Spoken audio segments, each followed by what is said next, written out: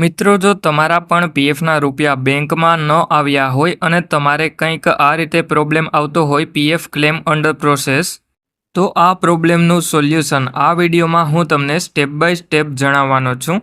એટલે એના માટે તમારે પીએફની ગ્રીવેન્સ પોર્ટલ ઉપર ફરિયાદ કરવી પડશે.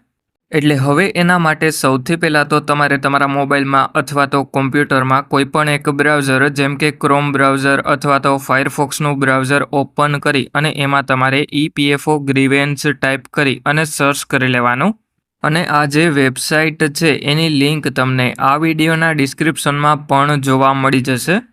એટલા માટે હવે આપણે ઈપીએફઓ ગ્રીવેન્સ ટાઈપ કરી અને સર્ચ કરી લીધું. એના પછી આપણે રજિસ્ટર ગ્રીવેન્સ ઉપર એક વખત ક્લિક કરી લેવાનું છે. એટલે જેવા તમે રજિસ્ટર ગ્રીવેન્સ ઉપર ક્લિક કરો એના પછી કંઈક આ રીતેની સ્ક્રીન તમને મોબાઈલમાં જોવા મળી જશે. એટલે હવે સૌથી પહેલાં તો તમારે સ્ટેટસ સિલેક્ટ કરવાનું, એમાં તમારે પીએફ મેમ્બર સિલેક્ટ કરી લેવાનું અને પછી નીચેની તરફમાં ડુ યુ હેવ ક્લેમ આઈડીમાં નો ઉપર ક્લિક કરી લેવાનું. અને જો તમારી પાસે ક્લેમ આઈડી હોય તો યસ ઉપર ક્લિક કરવાનું.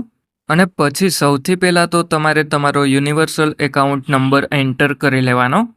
અને હવે ઘણા લોકોને એ કન્ફ્યુઝન હોય કે યુનિવર્સલ એકાઉન્ટ નંબર ક્યાંથી જોવા મળે. એટલે આ યુનિવર્સલ એકાઉન્ટ નંબર એટલે કે યુએએન નંબર તમને પગારની સ્લિપમાં જોવા મળી જશે. ત્યાંથી જોઈ અને તમારે એન્ટર કરી લેવાનો. એટલા માટે હવે હું 12 આંકડાનો યુએએન નંબર એન્ટર કરી અને પછી નીચેની તરફમાં કેપ્ચા એન્ટર કરી લઉં. અને હવે કેપ્ચામાં આ જે કેપ્ચા હોય એ સેમ ટુ સેમ આપણે એન્ટર કરવાનો હોય. અને જો કેપ્ચા ના સમજાતો હોય તો રિફ્રેશ બટન ઉપર ક્લિક કરી લેવાનું અને પછી ગેટ ડિટેલ્સ ઉપર ક્લિક કરી લેવાનું. એટલે પછી તમને તમારી ડિટેલ્સ જોવા મળી જશે. એટલે હવે તમારે એમાં નીચેની તરફમાં આવી જવાનું છે. એટલે પછી તમને યુનિવર્સલ એકાઉન્ટ નંબરના છેલ્લા 3 ડિજિટ જોવા મળી જશે અને મોબાઈલ નંબરના છેલ્લા 3 ડિજિટ જોવા મળી જશે. એટલે હવે તમારે એમાં નીચેની તરફમાં ગેટ ઓટીપી ઉપર ક્લિક કરી લેવાનું. એટલે તમારા મોબાઈલ નંબર ઉપર ઓટીપી આવી જશે. એ ઓટીપી તમારે એન્ટર કરી અને ઓટીપી સબમિટ કરી લેવાનો. એટલા માટે હવે આપણા મોબાઈલ નંબર ઉપર ઓટીપી આવી ગયો. એ ઓટીપી એન્ટર કરી અને સબમિટ કરી લઉં. એટલે પછી આપણે એમાં ઓટીપી વેરીફાઈડ સક્સેસફુલી લખેલું જોવા મળી જશે. એમાં ઓકે ઉપર ક્લિક કરી લેવાનું અને પછી એમાં તમારે નીચેની તરફમાં આવી જવાનું. એટલે જેવા તમે એમાં નીચેની તરફમાં આવો એના પછી તમારે સૌથી પહેલાં તો જેન્ડર સિલેક્ટ કરી લેવાનું. અને હવે તમારે જેન્ડરમાં પીએફ એકાઉન્ટ કોઈ ભાઈનું હોય તો મેલ સિલેક્ટ કરવાનું. અને જો કોઈ બેનનું પીએફ એકાઉન્ટ હોય તો ફિમેલ સિલેક્ટ કરી લેવાનું. અને પછી એમાં નીચેની તરફમાં તમારે તમારું એડ્રેસ એન્ટર કરી લેવાનું. એટલે હવે ઘણા લોકોનું એ કન્ફ્યુઝન હોય કે એડ્રેસમાં કયું એડ્રેસ એન્ટર કરવાનું. તો કોઈ પણ એડ્રેસ તમે એન્ટર કરી શકો. અને એના માટે એવું જરૂરી નથી કે તમે આધાર કાર્ડની પાછળ જે પ્રમાણે એડ્રેસ હોય એ પ્રમાણે જ એડ્રેસ એન્ટર કરો. એટલે એડ્રેસ એન્ટર કરી અને નીચેની તરફમાં તમારે તમારો મોબાઈલ નંબર એન્ટર કરવાનો અને પછી નીચેની તરફમાં ઈમેલ એડ્રેસ એન્ટર કરી લેવાનું. અને મોબાઈલ નંબર તમારા પીએફ એકાઉન્ટમાં જે પણ મોબાઈલ નંબર લિંક કરેલો હોય એ મોબાઈલ નંબર એન્ટર કરવાનો. અને પછી એમાં નીચેની તરફમાં આ જે કેપ્ચા કોડ છે એ સેમ ટુ સેમ એન્ટર કરી લેવાનો. અને જો તમને આ કોડ સમજાતો ના હોય તો કેપ્ચા કોડને રિફ્રેશ બટન ઉપર ક્લિક કરી અને રિફ્રેશ કરી લેવાનો.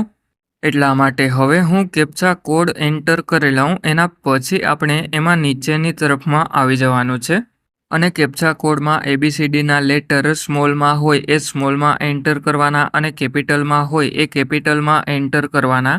એટલે હવે આપણે કેપ્ચા કોડ એન્ટર કરી લીધો. એના પછી નીચેની તરફમાં તમારે ખાસ આ વાતનું ધ્યાન રાખવાનું કે તમે જેટલી પણ કંપનીમાં કામ કરેલું હોય એ બધી કંપની તમને જોવા મળી જશે. એટલે જે પણ કંપનીમાં તમે ક્લેમ કરેલો હોય એ કંપની સિલેક્ટ કરી લેવાની.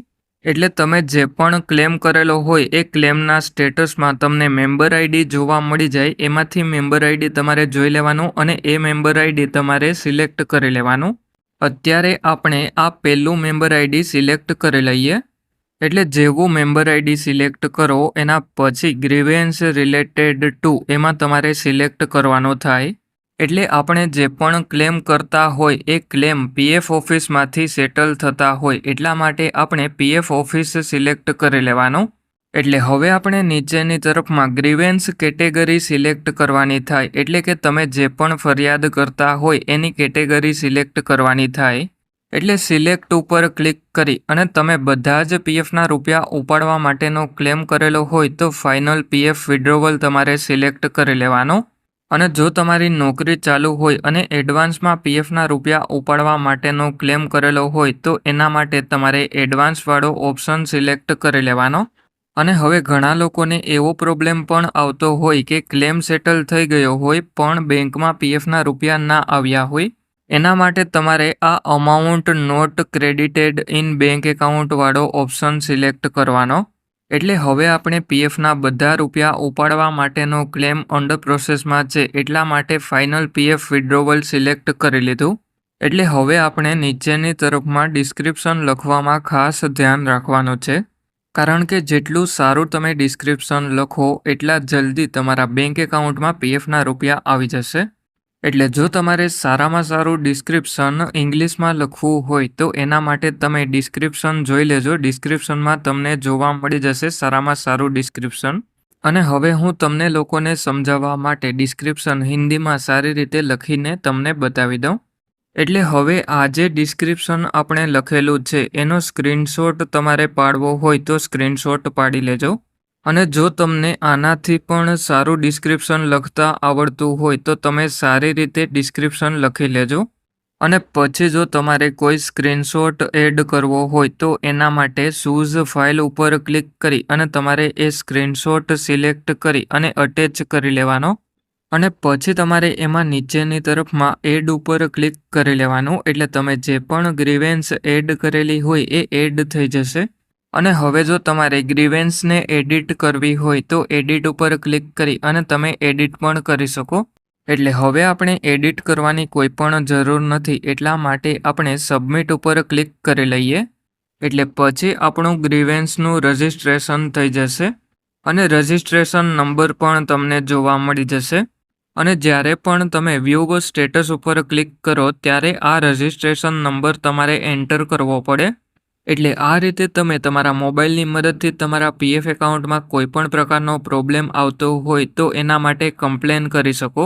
એટલા માટે હવે જો કોઈ તમારા મિત્રનું પીએફ એકાઉન્ટ હોય તો એમને પણ આ વિડીયો શેર કરી દેજો. અને હવે જો તમારે તમારું પીએફનું કોઈ પણ કામ મારી પાસે કરાવવું હોય તો મારું જે વોટ્સએપનું ગ્રુપ બનાવેલું છે એની લિંક આ વિડીયોના ડિસ્ક્રિપ્શનમાં જોવા મળી જશે. ત્યાંથી તમે ગ્રુપ જોઈન કરી લેજો.